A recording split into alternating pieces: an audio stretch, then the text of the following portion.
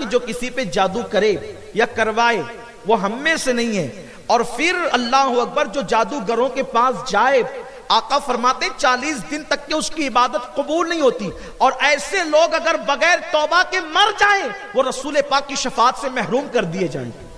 اتنا سخت حکم ہے۔ حضور علیہ السلام فرماتے ہیں صلی اللہ علیہ وآلہ وسلم کہ جو شخص کسی پر جادو کرے یا کروائے وہ ہم میں سے نہیں، جو بڑوں کی تعظیم نہ کرے، چھوٹوں پہ شفقت نہ کرے وہ ہم میں سے نہیں، جو دھوکہ دے۔ آج کل یہ بلا بھی بہت تیزی سے ہمارے معاشرے میں چلی ہے کہ کسی کو دیکھا اچھے رشتے آ رہے ہیں اس پہ جادو کر دیا، اس کو رشتے نہ آئے۔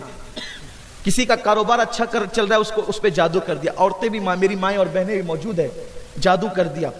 کسی کو صحت مند دیکھا کہ یہ بیمار پڑ جائے، جادو کر دیا۔ کسی کی آواز اچھی دیکھی اس پہ جادو کر دیا۔ آقا فرماتے وہ ہم میں سے نہیں، بلکہ اللہ کے رسول صلی اللہ علیہ وآلہ وسلم فرماتے ہیں جو جادوگر کے پاس صرف جادو کروانے کے لیے جاتا ہے، آقا فرماتے ہیں 40 دن تک اللہ اس کی عبادتیں قبول نہیں فرماتا۔ یاد رکھنا، شب برات میں سب کو معاف کر دیا جاتا ہے، جادو کرنے اور کرانے والوں کو معاف نہیں کیا جاتا۔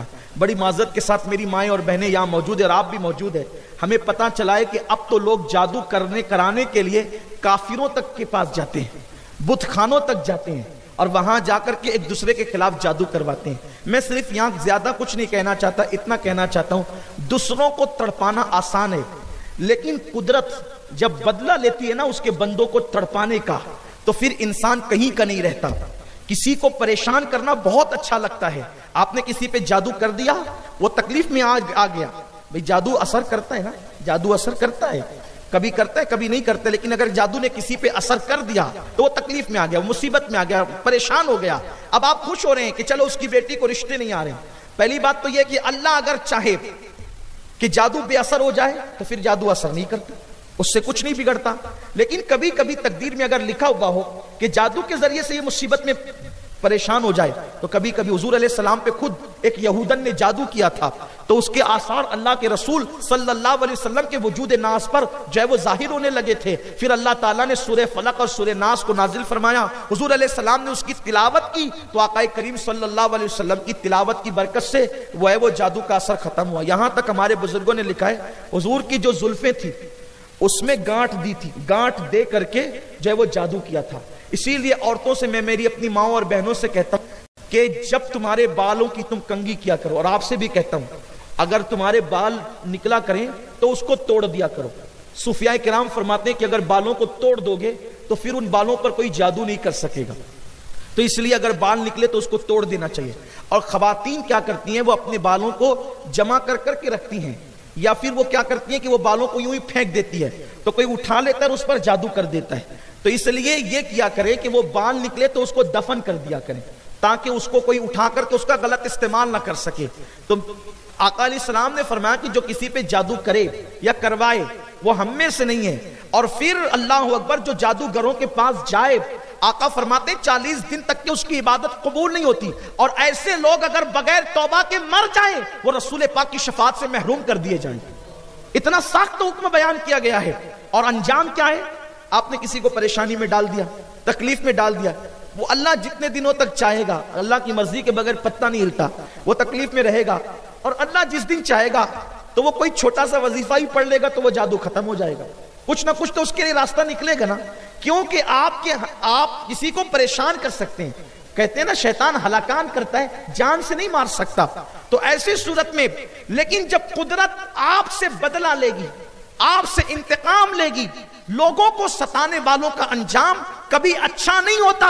ان لوگوں کو ہم نے دیکھا ہے جو جادو کرتے کراتے ہیں، جب وہ دنیا سے گئے تو لوگوں نے ان کے جنازوں میں شرکت کر کے کہا کہ چہرے ایسے ہو گئے تھے کہ چھپانا پڑا، جنازہ ایسا ہو گیا تھا کہ جلدی سے اٹھانا پڑا، لوگوں نے دوپٹے رکھ لیے اپنے ناک پر، لوگوں نے رومال رکھ لیے اپنے منہ پر، جسم سے ایسی بدبو آئی۔ مسلمانوں یاد رکھو، جادو کر کے کسی کو مت ستاؤ، کسی کو تکلیف مت پہنچاؤ۔ چند عورتیں دیکھتی ہے کہ میرے دیور دیورانی کی اچھی جم رہی ہے، چلی گئی جادو کرانے کہ ان کے درمیان جدائی پیدا ہو جائے، ہنسنے کی بات نہیں، یہ بہت تکلیف کی۔ اگر کسی کا بھی بچہ نظر کی وجہ سے بہت زیادہ روئے جی، یا نظر کی وجہ سے ضدی ہو جائے تو میں آپ کو آج چند وظائف بڑے آسان سے بتاؤں گا جو ہر ماں باپ کر سکتا ہے اور اپنے بچوں کی ضد کو ختم کر سکتا ہے، بچوں پہ نظر ہو جائے تو اس کو دفع کر سکتا ہے۔ جی چند وظائف۔ تو نمبر 1، جی اگر کسی کے بچے کو نظر ہو جائے تو سب سے آسان، الحمدللہ ہر کلمہ مصطفیٰ پڑھنے والے کو یہ سورہ ناس یاد ہوگی۔ جی بالکل ہونی چاہیے، سورہ ناس ہونی بھی چاہیے۔ اگر یہ یاد نہیں ہے تو بڑی ذلت اور رسوائی کی بات ہے یار۔ ایسا ہی۔ تو سورہ ناس کچھ نام سے نہیں جانتے، لیکن اس کو میں پڑھ کے بتا دیتا ہوں۔ قل اعوذ برب الناس ملک الناس، یہ نظر کے خاتمے کے لیے بڑا زبردست ہے، بہت زبردست ہے یہ۔ اب اس کا طریقہ کیا ہے وہ طریقہ آپ سمجھ لو بس۔ جی آپ اسی طریقے سے اگر یہ عمل کرو گے تو انشاءاللہ تعالی میرا یقین ہے کہ 100% کامیابی ملنی ہے انشاءاللہ تعالی، ٹھیک ہے نا؟ ہم نے لال مرچیں لینی ہے 7۔ اچھا، لال مرچ تو آپ سوکھی ہوئی لال مرچ، ہاں جو، لیکن بہتر یہ ہوگا کہ اس میں ڈنڈی والی لے لیں۔ اچھا، اس کا جو لاسٹ کا ڈنڈا ہوتا ہے۔ ہاں آج کل جو ڈنڈا ٹوٹا ہوا زیادہ ملتا ہے، لیکن ہم نے کون سی لینی ہے؟ ڈنڈے والی، ڈنڈی والی لینی ہے۔ کتنی لینی ہے؟ 7 لال مرچ لینی ہے۔ اگر سمجھ میں نہ آئے کوئی تو ایسا سوال آپ اس کا جب سوال کر سکتے ہو، ہے نا، تاکہ ہمارے سامعین کو اچھے سے سمجھ آنا چاہیے انشاءاللہ۔ تو 7 ہم نے لال مرچ لینی ہے ود ڈنڈی والی۔ اب پڑھنا کیا ہے، ہم نے لال مرچوں کو لے کے سامنے رکھ لینا ہے، ایک مرچ اٹھانی ہے جی۔ اٹھانے کے بعد اب ہم نے سورہ ناس پڑھنا شروع کرنا ہے۔ جی۔ اب پڑھنا کیسے وہ آپ سنیں۔ اعوذ باللہ من الشیطان الرجیم، بسم اللہ الرحمن الرحیم۔ اول ہے تو اعوذ پڑھ لیں اب، ہے نا؟ جی جی۔ پھر شروع کریں، قل اعوذ برب الناس، ناس جو لفظ ناس ہے اس کی ہم نے 3 بار تکرار کرنی ہے، یہ 3 بار پڑھنا ہے۔ جو آخری میں آیت کے آتا ہے، آیت کی آتا ہے، ہاں وہ ہم نے 3 بار کہنا ہے، 3 بار پڑھنا ہے، ٹھیک ہے نا؟ قل اعوذ برب الناس، ناس ملک الناس، ناس الہ الناس، ناس من شر الوسواس الخناس الذی یوسوس فی صدور الناس، ناس من الجنۃ والناس، ناس خناس جو ہے وہ ایک ہی بار پڑھنا ہے، خناس ایک بار کہنا ہے، باقی جن ناس جو ہے الگ وہ 7 بار پڑھنا ہے۔ پڑھ لیا آپ نے؟ جی جی۔ 3 بار پڑھنے کے بعد اس پہ آپ نے دم کر دینا، مرچ رکھ دینی ہے۔ اچھا، دوسری مرچ اٹھانی ہے اسی انداز میں، اس پہ پڑھنا ہے، رکھ دینا۔ تیسری اٹھانی ہے پھر ایسے ہی پڑھنا ہے۔ چوتھی مرچ لینی ہے پھر آپ نے ایسا ہی پڑھنا ہے۔ 5ویں مرچ لینی ہے اس پہ، چھٹی 7ویں مرچ میں بھی ایسے ہی پڑھنا ہے۔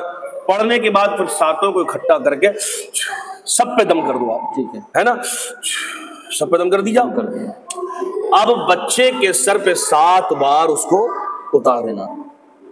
اتارنے کے بعد اس کو اچھی آگ میں، میری آگ ہو اچھی جلتی ہوئی آگ، اور اچھی آگ میں اس کو جلا دیں۔ لیکن آج کل چولہے بھی نہیں، زیادہ تر گیس کا سسٹم بہت، ہاں یہ مسئلہ آپ تھوڑا تو کوئلہ لے لیں آپ، گیس پہ میری سمجھ سے بہتر نہیں ہے۔ کیا گیس خطرہ بھی ہے، گیس پہ بہتر نہیں، آگ لکڑی کی ہی لینی ہے آپ نے اگر مکمل اس کا فائدہ لینا، زیادہ بہتر وہی رہے گا، کوئلے کی یا لکڑ کی، آگ، ہاں وہ لیں اور اس میں جلا دیں۔ انشاءاللہ تعالی بچے کی نظر دفع ہو جائے گی، صحت مند ہو جائے گا۔ اگر دودھ نہیں پیتا ہے تو دودھ بھی پیے گا، کھانا نہیں کھاتا ہے تو کھانا بھی کھائے گا۔ ساری رات بیڈ پر ماں باپ کو بٹھاتا ہے، جگاتا ہے، خود روتا ہے، تو انشاءاللہ اب ماں باپ بھی چین کی نیند سوئیں گے اور بچہ بھی سکون سے سو جائے گا۔ سبحان اللہ سبحان اللہ، بہت اور جب فائدہ ہو جائے تو فقیر کو، حقیر کو دعائیں ضرور دیں انشاءاللہ تعالی، ہے نا؟ یہ تو ایک عمل ہو گیا یہ الحمدللہ۔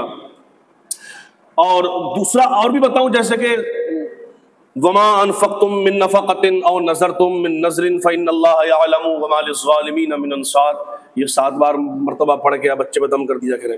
اچھا مرچ والا جو عمل ہے اس کا اتنا دھیان رکھیں، کبھی نظر بہت زیادہ سخت بھی ہوتی ہے، تو اگر ایک بار میں آرام نہ ہو اچھا تو دوسرے دن پھر کر لیں، 3 دن لگاتار ایسا کریں تو بالکل ختم ہو جائے گی، بالکل جڑ سے ختم ہو جائے گی انشاءاللہ تعالی۔